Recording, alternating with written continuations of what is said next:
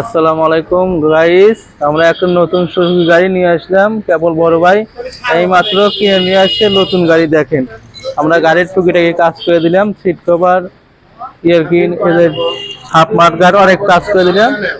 আপনারা আমরা এক বড় ভাইকে একটা কথা বললাম, এই দেখেন সুজুকি গাড়ির এদের টাঙ্কির একটা ফুটো থাকে, এটা তো অনেকেই বোঝে না, বা সবাই বলে খালি টাঙ্কি জং ধরে, টাঙ্কি জং ধরে, কিন্তু আসলে তো টাঙ্কি জং ধরে না।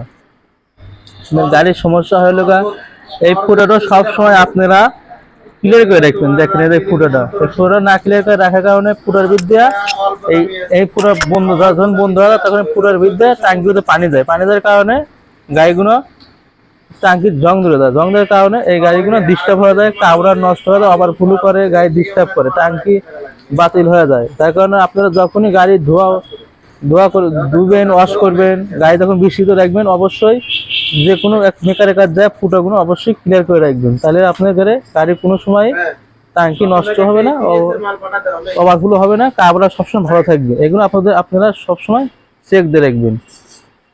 আপনাদের জন্য এই ভিডিওটা করা, অবশ্যই লাইক করবেন, শেয়ার করে দেবেন।